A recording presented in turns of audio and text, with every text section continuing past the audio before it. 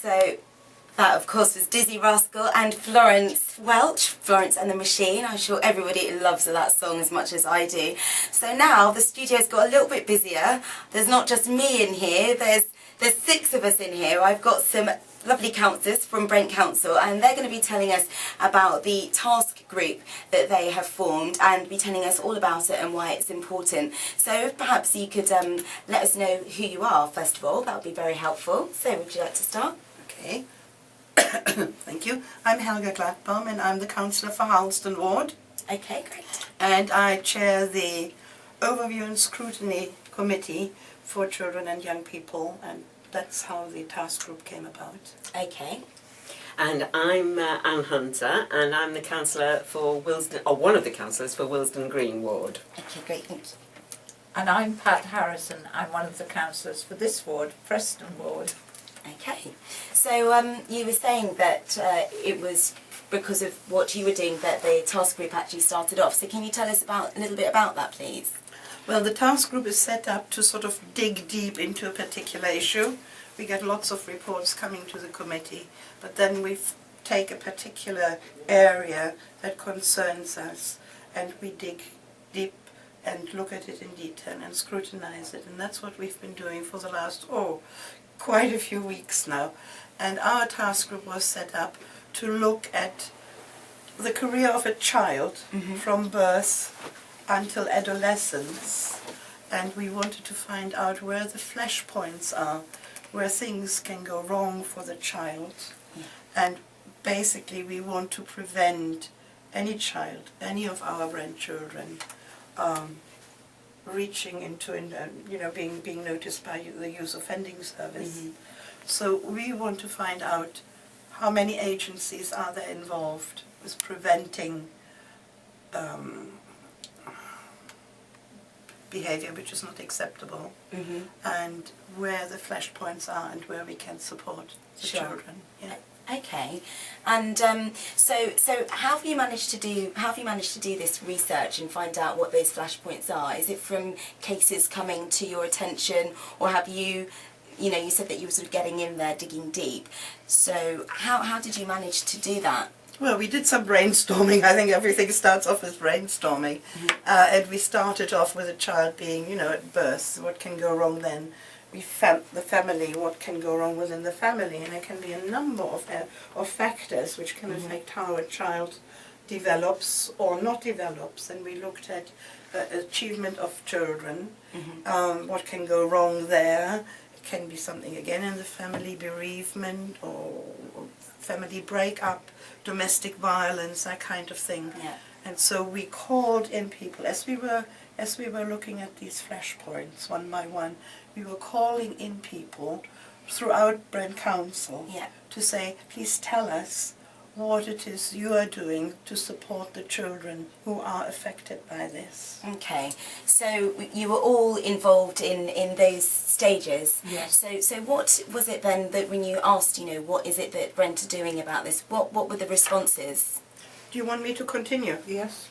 Okay. Well, whoever is the most, I was going to say, with each, obviously, in each case, it's finding out what they're doing, whether it's those who've already been excluded, or, for example, we had youth workers talking about the activities that they were laying on that were really down to earth, so in other words it wouldn't necessarily be science, but how to make soaps and moisturisers, which in fact could appeal. So it was a mixture of hearing the activities that were working to engage youngsters. Yeah.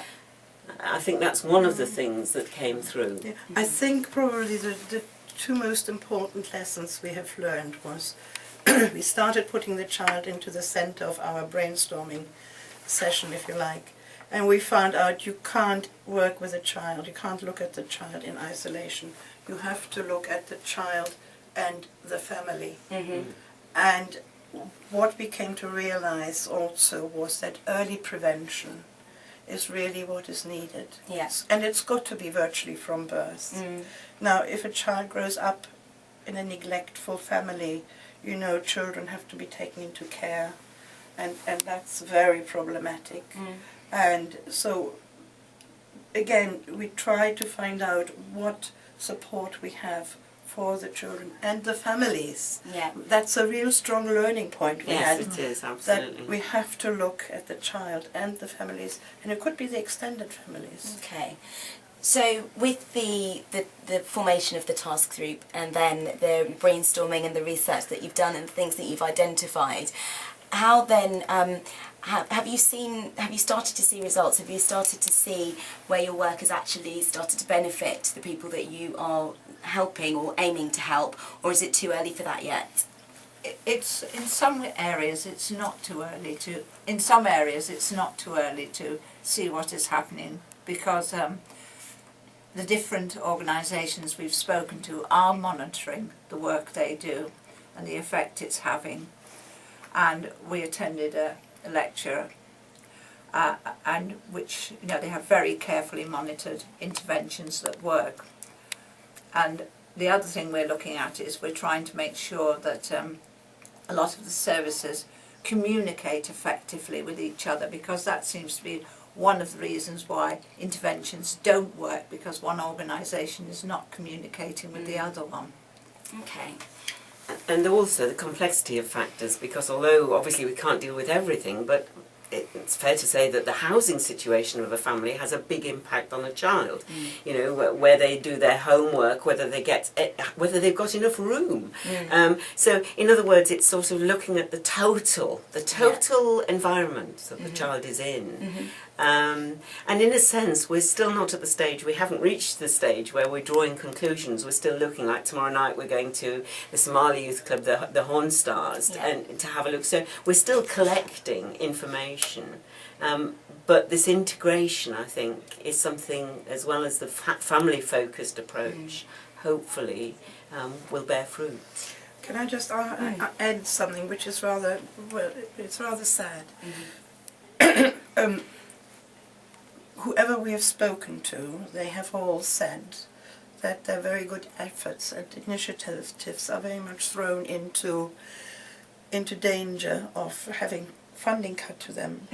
And so when we hear that, it makes us feel really very sad and very disillusioned that, you know, those good services, okay, there could be even better, but those good services that we have might actually be finished because the funding is not available. It is. I was with a group of 16 and 17-year-olds this afternoon, and we were talking about, you know, the fact that they need to make big decisions now as to what they're going to be doing next. And they kind of took me by surprise with some of the things that they were talking about, and they were mentioning how obviously EMAs have been cut, so the education maintenance allowance, and the fact that, you know, for some of them, if they're not necessarily the most academic, having that bit of motivation, knowing that if they're going to get sort of financially rewarded in order to stay in school, stay in education, then that's enough motivation as any. So what do you think about that sort of thing? Because you were talking about early intervention, but, you know, at 16 or 17, you've still got a chance to have a good life. So what do you think about that sort of age group, and how can the task force perhaps help them? Well, we obviously would like the youth service to work very closely. And youth service are now connected, or, you know, paired up with the connection service, and they have a big role to play. Again, there is funding. I mean, you mentioned the EMA, and I think that's absolutely scandalous that the EMA was cancelled. Even the funding to the youth service has been reduced. I mean, there has been massive reductions right across the board. It's affecting everything. Some children's centres will be closing as well, or rather they won't open as was planned. And it's all very, very, a very traumatic time for us. Yeah, it sounds quite bleak. Yeah. Yes, it does. I was going to say, although it sounds bleak, two things I would say is there is going to be a more targeted replacement for the EMA, as you, again, have followed, I'm sure, in the news. And although there will be discussion, so it isn't as though there's not going to be anything. And the other thing, and again, the pupil premium for the referral units, for example. It's not just those on free school meals. It's for the children who are in care and for those in referral units or who have been excluded. So again, I'm not saying it's the total answer, but there is the recognition. And the Graham Allen report, which has just come out, which is commissioned and has just reported to the government, again, has really emphasised early intervention. So I think our report will be able to emphasise that as well. But there is already some recognition, I feel, in the coalition as well as in the last government, that this is really an important thing. Absolutely. Could I just make another 2 points I'm happy to share with my colleague? One point is you can tell there are kind of diverging opinions here because we are a party, a cross-party councillors. Yes. So I had to make the point about the Labour Party and how they feel about the cuts that the central government has imposed on us. Councillor Hunter, of course, had to make her point, and you know she's entitled to, obviously. But the other thing was, I'm the councillor for Harlesden, and Harlesden is probably the biggest area where there is a great need for the youth. It breaks my heart if services were to close down and they were to continue to roam the streets and end up in gangs and things like that. It would really break my heart because it would really make my work and that of other councillors very, very ineffective.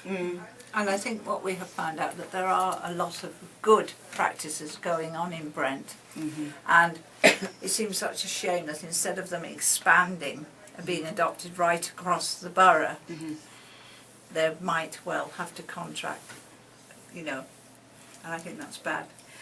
But again, cross-party, the council does have discretion. I mean, you've probably heard, and without going into the complexities about whether the money from the London councils is ring-fenced or not, there are still areas of choice in how the money is spent with voluntary groups and other organisations, and that's why it is so important to work cross-party when we're talking about our youngsters. Okay, so although there are sort of things in, you know, cuts have been put in place, because of you're all gathering together on something like this task force, what you're saying is if you decide something for the borough locally, or something, if you make a decision locally, does that then override something? You know, it's not going to. You're not going to have the EMA just in Brent, for example. So I'm just trying to sort of, you know, get to the top of or the bottom of what you're saying there. So by collaborating on something like this, are you suggesting? We wish it were like that.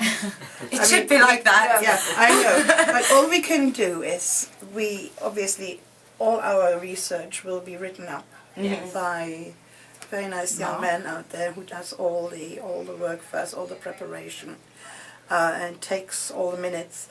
And we will make recommendations. Yeah. We will be going to our group, our Labour group, and we will say, look, you know, here's this report. What do you think of that? And no doubt you will do the same to your Lib Dem group leader and share our findings with him. But in the end, we only make recommendations, and we will do our very best to lobby our fellow councillors. If some of the young people that are listening this evening want to find out more information, they want to perhaps give ideas to the task force, they want to have some interaction with you, obviously this is a really good way for you to reach them. So how would you suggest they get involved or get in touch? Right. They can't get in touch with us except maybe through Mark Cairns, who is our officer. But we do plan an event. We haven't fixed the date yet. We plan an event where we will bring together Brent Youth Parliament, and I really want to plug Brent Youth Parliament. I don't know whether you've had them up here, but they are absolutely fantastic. One of our DJs One of your DJs, yes. with Brent Youth Parliament. And there will be an event will be put on with Brent Youth Parliament and other groups, maybe from the PRU, maybe from other groupings, to come together and to discuss that, and I know that there is great enthusiasm for that. That's great. Okay. And so, with regards to the task group itself, I mean, what would your final words be on this? I mean, is there anything else that you can perhaps tell people that are listening that you don't think they know yet, which is important for them to find out through this form of communication? I mean, I think it's just important that if youngsters feel strongly, that they make sure that their views are heard. And there are many ways of doing that. Obviously, this is one of the ways. And I just think that is so important, because there'll always be an ear somewhere. And so never give up saying what you need to say. Yeah. And I would sort of say, well, try and find out what is available in your area, even though it may be limited, and maybe with your enthusiasm you can help to expand it. Sure. And I was also going to say, we found that in our discussions, in our interviews, for instance, the youth service, there are so many other organizations that cater for youth. They may not appeal to everybody, but there are the Sea Cadets, there's the Territorial Army, there are a number of other organizations, Air Cadets as well, the Guides, the Scouts. It should be possible to widen the possibilities for youth to participate, if there's a real effort made to sort of not stick in your silo, but actually communicate with each other, and then publicize what activities are available for the youth. And you know, not everybody will want to go into the Sea Cadets or the Air Cadets, but some of them might want to be DJs. Well, Yes, absolutely. So what do you think about a setup like Brent Youth Radio? fantastic. Great. Yes. I'm very impressed with it. I think it's doing a really good job. Getting people involved. Okay, well, you were saying about some of the other things which young people can get involved in. I have a feature which I do each week, which is called What's Going On, which is why I thought it would be a useful part to perhaps tie this in with. And you know, some of the things which are happening as of tomorrow are there's street hip hop, Bollywood, contemporary and breakdance every Thursday, and that takes place between 4 and 6. It only costs £2.50 and it gives you an opportunity to learn how to dance. You have to go either through a parent or a carer, but you can download something from the Brent Council website, and there is an area specifically for young people on there as well. There's also street league football sessions which are taking place every Thursday. That's going to be going right through till February 2012. So that's going to be helping young people, not in education or employment, but actually helping them to get involved with qualified coaching sessions as well. That just made me think, one of the things we've just been discussing about Brent Youth Radio is this, you know, every ward has £20,000 which they can give bits of, to various things, and certainly a lot of the wards, certainly I can speak for Willesden, it's amazing how many of them are to do with youth. Football, music, drama, the Tricycle Theatre does some fantastic stuff. So in other words, there are lots of activities already which you know, there's something for everyone. And that's also important. And just, you know, I guess it's important to keep these things running, keep them going. So, you know, we can all do that with a bit of teamwork and your support, and, you know, the support of everyone, I guess. So thank you ever so much for coming on to Jack's 120 on Brent Youth Radio. It's been very nice to have you with me. It's been a little bit different because I don't always get to have shows with me. People with me on the show. So I do appreciate you coming on. I'm going to just put a little bit of music on now for the listeners. So we will have a little bit of Labyrinth. Let the Sun Shine. I think that's probably quite appropriate to play now. Let the Sun Shine, something nice and positive. How about that? Yes. Thank you very much, ladies, for joining us. Thank you. Okay, was that all right, ladies? Yes, that was fine. Yeah? Great radio presenter, didn't she? Yeah, very Yes, very good. Lovely. How many hours do you do all the hours on 3 days a week? No, so I do this show. It's just once a week, but we do. Yeah, we have 3 days of air. Do you have other work that you do? Yeah, I was just made redundant just before Christmas, so I'm just sort of doing as much presenting. But I was doing a show this afternoon, which is where I met the young people that I was talking about, and you know, they're all sort of 16 and 17-year-olds, and they were just talking, so it's quite relevant really to what we were talking about. So yeah, Absolutely, yes, that was. Yeah. But a totally fabulous radio presenter. Like I must say, Jackie, that was brilliant. Sorry to put you on the spot and embarrass you. Very modest, but I must say, you know what I mean? Yes, Yes, excellent. yes. Yes. Praise Very is always professional. good. Okay. Praise is always good. Thank you. Okay, thank you all for coming. All right. Great stuff. Really appreciate it. Nice seeing you again. Yeah. Lots to think about. You're welcome at any time, Pat. All right. Thank you. Anytime you can just pop in. All right. I will. Okay, excellent. Well, that's my phone going now. I was going to say, whose phone is it? Hello. It's yours.